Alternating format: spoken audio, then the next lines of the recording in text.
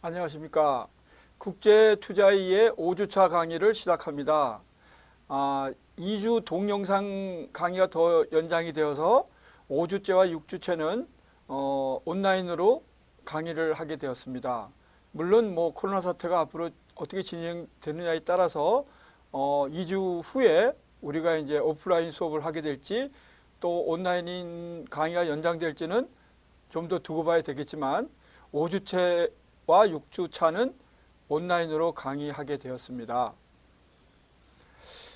자, 이제 5주차는 국내외 M&A 동향이라는 토픽을 가지고 진행하겠습니다. 이 주제는 크게 세 부분으로 구성되어 있는데요. 첫 번째는 M&A란 무엇인가, 또 M&A는 어떻게 분류할 수 있는가 하는 게 되겠습니다. 이제 두 번째 우리가 살펴보는 것은 글로벌 M&A 동향에 대해서 살펴봅니다. 그리고 이 본 주제의 마지막 세 번째 파트는 국내 M&A 동향에 대해서 살펴보면서 국내 M&A 동향이라는 이 주제를 마치게 되겠습니다. 자, 이제 첫 번째 M&A 개념 및 분류입니다. 자, M&A 개념, 항상 우리가 그렇듯이 어느 다른 학문 분야도 마찬가지겠지만 특히 이제 우리 사회과학 쪽의 어프로치 방법은 항상 어떤 학술적 용어가 나왔을 때 그거에 대한 개념을 정확하게 알고 들어가야지 그 다음 파생되는 여러 가지 이슈들을 우리가 정확하게 분석하고 진단할 수 있는 것입니다. 그러니까 여러분들도 지금 대부분은 이제 제 과목을 듣는 대부분의 학생들이 인문사회계학, 인문사회과학 계통, 특히 그 중에서도 사회과학 계통이 많은 것으로 제가 알고 있는데요. 그래서 학술적인 용어에 대한 정확한 개념을 숙지하는 것이 무엇보다도 중요하다고 할 수 있습니다. 자, M&A는 첫째, M이라는 건 merger입니다. merger는 영어로서 이제 합병하는 것입니다. 합해서 새로운 것이 되는 거. 그 다음에 인수는 acquisition, acquire의 명사형이죠. acquisition, 인수. 자, 이것의 합성어입니다. M&A, merger and acquisition. 우리말로 굳이 번역하면 합병과 인수겠지만 합병, 인수 이 용어의 이제 순서가 좀 그래서 이제 인수 합병으로 우리가 이제 편의상 그렇게 이제 명명하고 있습니다. 그래서 이게 학문적으로 어떻게 정의된 용어라기보다는 실무적인 차원에서 통용되는 용어라고 할 수 있겠습니다. 첫째, 이제 합병을 먼저 살펴볼까요? 합병은 두 개 이상의 기업이 결합해서 하나의 단일 기업이 되는 것을 의미합니다. 인수는 하나의 기업이 다른 기업의 주식이나 자산 등을 취득하는 것을 의미합니다. 최근에는 기업 처분이라든가 기업 분할, 자본 제휴, 즉 조인트 벤처가 되겠죠. 이 자본 제휴 등 기업의 소유 지분 변동에 영향을 미치는 모든 거래 행위를 광의적, 즉 넓은 의미의 M&A에 포함시키고 있습니다. 자, 이제 M&A 분류에 대해서 살펴보도록 하겠습니다. M&A 역사는 19세기 중반부터 시작되었다고 할 수 있겠습니다. 미국, 영국을 중심으로 해서 기업 투자가 대형화되고 또 자유경쟁 시장 체제가 정착되는 과정에서 기업들이 내적 성장에서 탈피해서 외적 성장을 추구하면서 자연스럽게 태동된 것입니다. 내적 성장이란 기업의 내부 자원을 이용해서 성장을 추구하는 것을 의미하지요. 외적 성장이란 기업의 외부 자원, 즉 다른 기업의 자산을 이용해서 성장을 추구하는 것을 의미합니다. 즉 이러한 기업의 외적 성장은 내적 성장이 한계에 도달한 경우나 시장 환경 변화에 신속하게 대응하기 위한 성장 전략의 하나로서 다른 기업을 인수하는 형태로 나타나게 되었습니다. M&A 유형은 표 3-1에 잘 나타나 있는데요. 거래 형태, 거래 성격, 결합 형태, 결합 주체의 성격, 결합 주체의 국적, 등에 따라서 다양하게 분류할 수 있습니다. 우선 제가 올린 일단 강의 자료를 보시면 표 3-1을 먼저 보고 다시 이제 더 자세하게 설명하는 것이 나을 것 같네요. 표 3-1의 M&A 유형을 보면 분류 기준 거래, 조금 전에 제가 말씀드린 대로 거래 형태, 거래의 성격, 결합의 형태, 결합 주체의 성격, 결합 주체의 국적에 따라서 분류할 수 있습니다. 우선 첫째, 거래 형태에 따라서 분류하면 합병과, 조금 전에 우리가 이제 봤던 합병과 인수로 이렇게 나눌 수 있겠습니다. 다시 합병은 흡수 합병과 신설 합병으로 나눌 수 있고요. 인수는 주식 인수, 자산 인수, 영업 인수, 이렇게 또 나눠볼 수가 있겠습니다. 거래의 성격으로는 우호적인 M&A, 적대적인 M&A, 이렇게 이제 두 가지로 살펴볼 수 있고요. 결합의 형태로서는 수평적이냐, 수직적이냐, 다각적이냐, 이렇게 또 이제 분류할 수 있겠습니다. 결합 주체의 성격으로는 전략적 투자자에 의한 M&A냐, 재무적 투자자에 의한 M&A냐, 이렇게 이제 나눠볼 수 있겠습니다.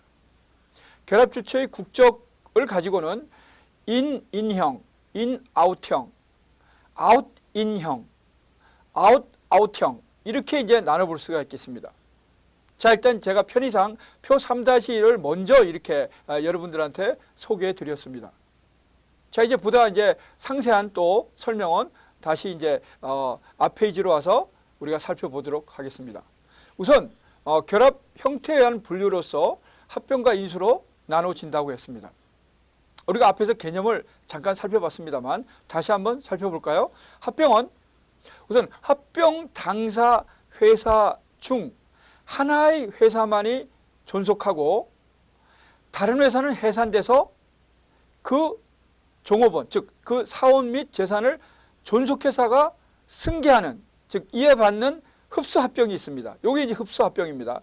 즉 다시 얘기하면 A 또는 B 회사가 B 또는 A 회사를 흡수하는 것입니다. 그래서 A 또는 B 회사가 이제 남는 경우죠. 이게 이제 흡수합병이고요. 그 다음에 이제 신설합병이 있습니다. 신설합병이란 합병 당사회사 모두가 해산되고, 모두가 없어지는 거죠. 모두가 해산되고 하나의 새로운 회사가 설립되어서 사원 및 재산을 승계하는 것입니다.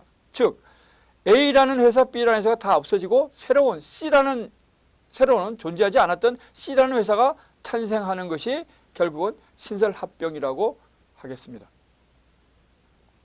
이제 인수는 인수기업과 피인수기업이 법률적으로 독립된 형태를 유지하는 것이 합병과 구분되는 일반적인 특징입니다. 넓은 의미의 인수는 기업의 합병까지 다 포함하는 의미로 사용되기도 합니다. 인수는 대상에 따라서 주식인수, 자산인수, 영업인수로 구분될 수 있습니다. 자, 이제 두 번째, 거래 성격에 의한 분류를 살펴보도록 하겠습니다.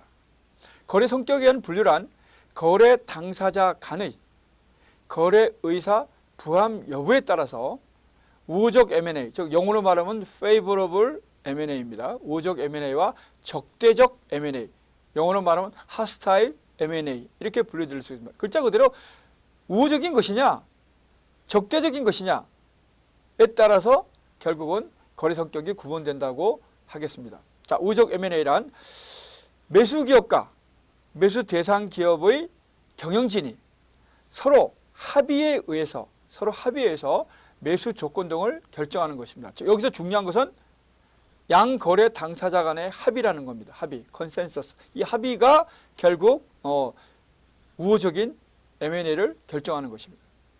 이제 반대로 적대적인 M&A란 매수 기업이 매수 대상 기업의 의사하고 상관없이 강제적으로 경영권을 획득하려는 것을 의미합니다. 적대적 M&A에서 사용하는 강제적인 수단이란 매수 대상 기업의 주주로부터 의결권을 위임받는 위임장 대결이 있고요. 또 하나는 공개 매수가 있습니다. 공개 매수는 공개적으로 주식을 매수하는 그런 이제 방법이겠는데요. 이런 방법들이 적대적인 M&A를 통해서 나타나게 됩니다. 자, 이제 세 번째는 결합 형태에 의한 분류입니다. 결합 형태에 의한 분류는 매수 기업과 매수 대상 기업의 사업 영역에 따라서 아까도 우리가 짧게 우리가 표를 통해서 봤습니다만은 수평적, 수직적, 다각적 이렇게 이제 나눌 수 있겠습니다. 우선 요것만 봐도 여러분들이 어느 정도는 짐작할 수 있을 겁니다. 수평적 M&A란 동종, 즉 같은 동종의 사업 분야를 영위하여 경쟁 관계에 있는 기업 간 결합을 의미합니다. 즉 수평적 M&A는 어떤 효과를 기대할 수 있을까요? 수평적 M&A는 결국은 규모의 경제 효과, 영어로 말하면 이코노미즈 오브 스케일 이펙트라고 합니다. 규모의 경제 효과, 중복 투자 방지 효과 등이 있습니다. 자, 규모의 경제 효과는 뭘까요? 자, 생산량을 1000단위, 10,000단위, 10만 단위 이렇게 생산 단위를 많이 할수록 비용은 어떻게 되겠습니까? 비용은 자, 일단 기업이 생산을 할 때 고정 비용과 변동 비용이 있습니다. 고정 비용은 건물, 토지 이런 게 되겠죠. 변동 비용은 뭘까요? 재료겠죠. 원재 생산을 많이 할수록 재료가 많이 들어가지 않겠습니까? 그리고 근로자의 그만큼 근로 시간이 많아지게 되겠죠. 또 근로자도 많아지게 되겠죠. 그러면 생산량이 많음에 따라서 변동 비용은 증가할 수 있지만 고정 비용은 고정되어 있습니다. 따라서 이 고정 비용과 변동 비용이 합해진 평균 비용은 어떻게 될까요? 평균 비용은 비용을 생산량으로 나눈 것입니다. 이 비용에는 고정 비용과 변동 비용이 있겠죠. 여기 분자를 형성하고 생산량이 분모를 형성하게 되겠죠. 자, 그래서 평균 비용은 생산량이 많아짐에 따라서 평균 비용은 일반적으로 낮아지게 됩니다. 그게 바로 규모의 경제 효과입니다. 그럼 기업은 규모의 경제 효과를 통해서 뭘 얻을까요? 자, 비용이 낮아진다는 것은 그만큼 그 완성된 제품의 가격이 낮아진다는 것을 의미하게 되겠죠. 즉 오늘날 치열한 경쟁 하에서 즉 1990년대 이후 세계화가 급진되면서 이제 시장이 그야말로 국경 없는 시장이 되고 싱글 마켓이 돼 있지 않습니까? 전 세계 경제가 전 세계 각 지역의 시장이 그래서 그야말로 글로벌 기업들이 출현하게 되고 결국 이 글로벌 기업들은 그 기업이 탄생한 모국은 있지만은 결국은 전 세계 시장을 상대로 경영하는 것입니다. 그래서 처음에 어떤 기업이 보다 우월적인 기술을 활용해서 보다 혁신적인 제품을 만들어냈다고 할지라도 추격자들이 즉 팔로우들이 그야말로 엄청나게 빠른 속도로 추격해와서 그 혁신적인 기업과의 제품과 유사하거나 아니면 추월하게 되는 이런 치열한 경쟁하에 놓였습니다. 따라서 기업들은 치열한 가격 경쟁에 놓이고 있다는 얘기죠. 그래서 결국은 평균 비용을 떨어뜨린다는 얘기는 그만큼 해당 제품을 생산한 기업의 가격 경쟁력, 즉 궁극적으로는 경쟁력을 높이게 되는 것입니다. 그래서 이제 규모의 경제 효과를 제가 좀 더 상세하게 설명을 드렸고요. 그러면 이런 효과를 기대할 수 있고 그다음 과점적 시장 구조를 형성해서 결국 소비자 후생을 감소시킬 가능성도 있습니다. 그래서 전통적으로 공정거래법 등에서 규제의 대상이 되고 있습니다. 결국 기업의 입장에서는 경쟁력을 확보하는 것이겠지만 이것이 과다할 경우에는 결국 소비자의 후생을 감소시킬 우려가 있어서 결국 공정한 시장 질서를 위해할 가능성이 있죠. 그래서 결국은 공정거래법 등에서 규제의 대상이 될 수도 있습니다. 자, 이제 수직적 M&A에 대해서 살펴보겠습니다. 수직적 M&A는 원자재, 제품, 유통 등 가치사슬상의 전후방 관련 기업 간의 결합을 의미하며 즉 생산과 유통에서 발생되는 비용 절감 등의 효과를 기대해 볼 수 있겠습니다. 자, 이제 다각적 M&A에 대해서 살펴보면 이거는 서로 다른 사업 분야를 영위하는 기업 간의 결합입니다.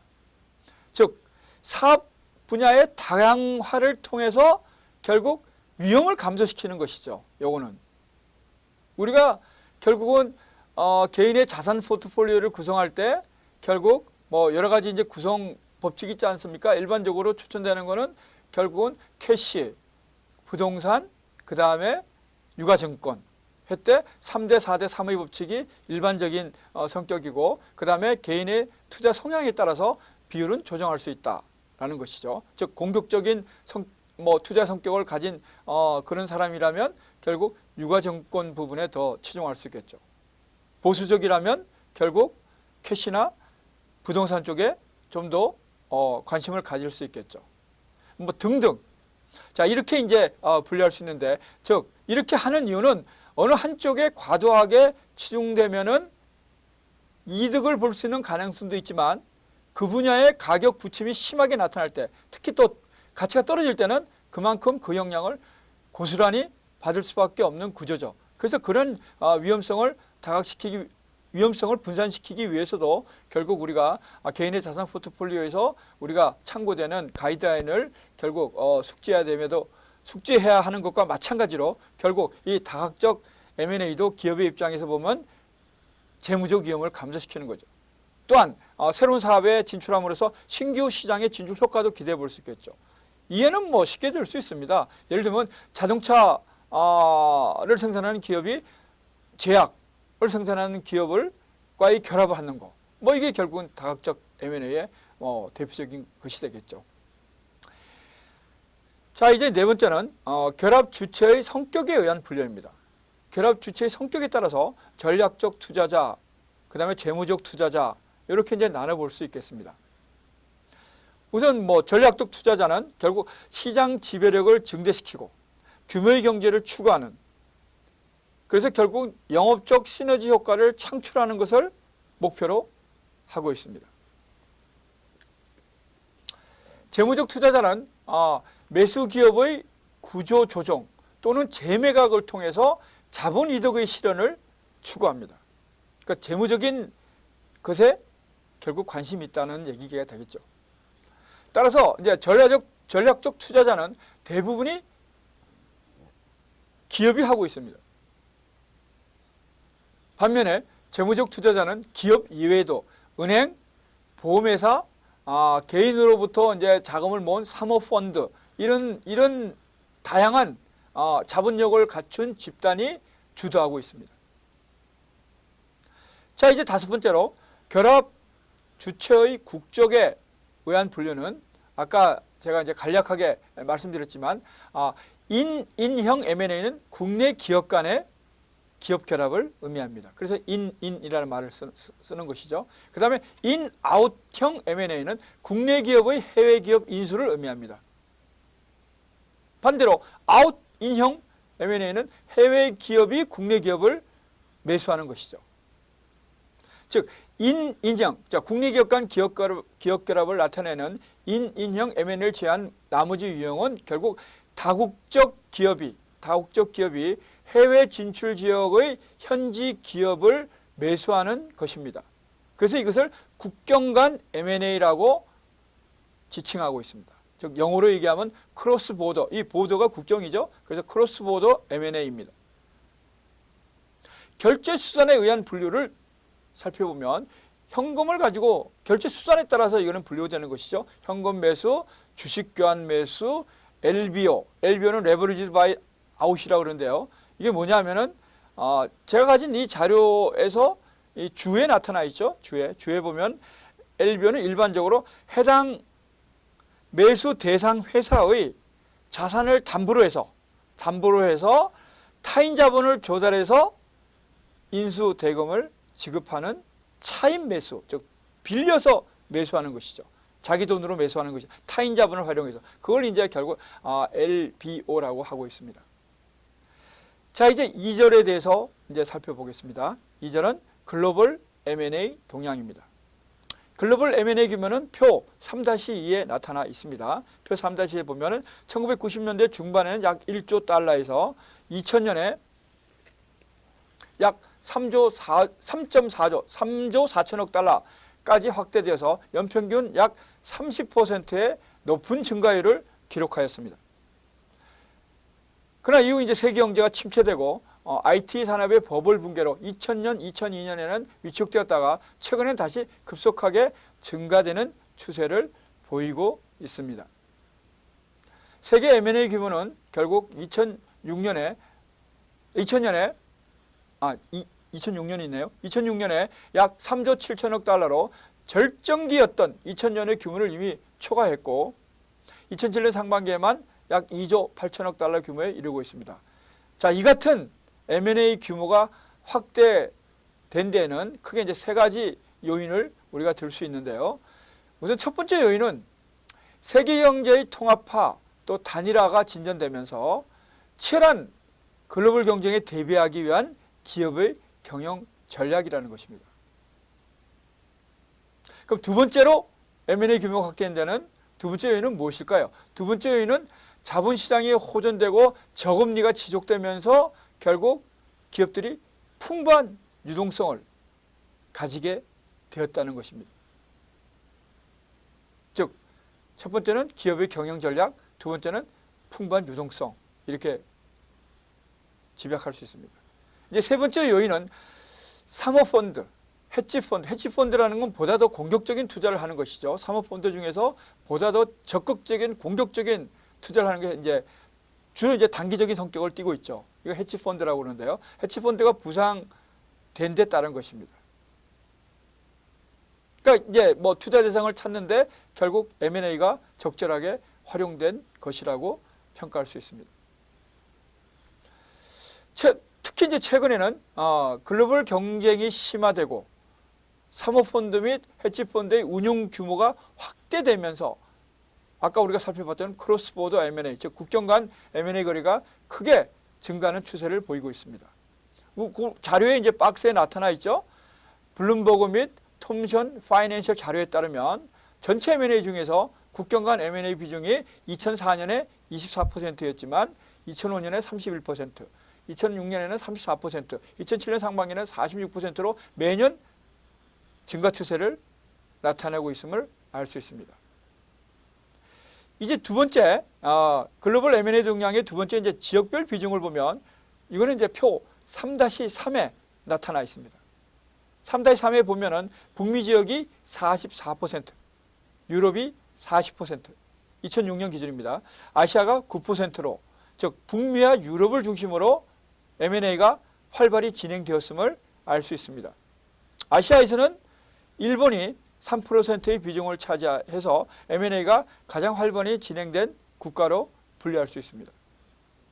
1995년과 2006년의 지역별 비중 변화를 보면 북미는 58%에서 44%로 감소한 반면에 유럽은 28%에서 40%로 증가해서 최근 들어서는 유럽이 M&A의 가장 활발한 지역으로 우리가 파악할 수 있겠습니다. 이는 유럽 경제 통합에 따른 역내 단일 시장이 형성되었고, 즉 유럽연합을 얘기하는 거죠. 그 다음에 기업들이 기업 결합을 통해서 기업 규모를 확대시키고 있고, 또 유통망이 확보되어 있고 효율성이 증대되는 것을 추진하기 위한 일환으로서 결국 유럽 지역이 다른 어떤 지역보다도 M&A를 가장 활발하게 진행한 것이 아닌가, 이렇게 이제 파악되고 있습니다. 자, 이제 세 번째 산업별 비중을 보면 산업별 비중은 표 3-4에와 같이 TMT 산업이, TMT란 테크놀로지, 미디어, 텔레커뮤니케이션, 이걸 이제 각 영어 단어의 이니셜을 써가지고 TMT 산업이라고 약칭했죠. 이 TMT 산업이 23%, 에너지 전력이 16%, 금융 15%, 의료 8% 등으로 나타나고 있습니다. 1995년과 2006년에 산업별 비중 변화 추이를 보면 TMT 산업이 28%에서 23%로 감소했지만 여전히 M&A가 가장 활발하게 진행되는 산업으로 볼 수 있습니다. 에너지 전력은 9%또 16% 증가해서 결국 M&A가 급속히 증가한 것으로 나타나고 있습니다. 그럼 TMT 산업을 또 살펴보면 TMT 산업에서는 IT, 미디어 분야의 급격한 기술 변화에 따른 신기술 획득, 통신 분야의 서비스 가입자 확보에 따른 규모의 경쟁, 효과 등을 위해서 M&A가 지속적으로 추진되고 있는 것으로 알 수 있습니다. 1교시 강의는 여기서 마치겠습니다. 2교시 때 뵙겠습니다. 수고했습니다.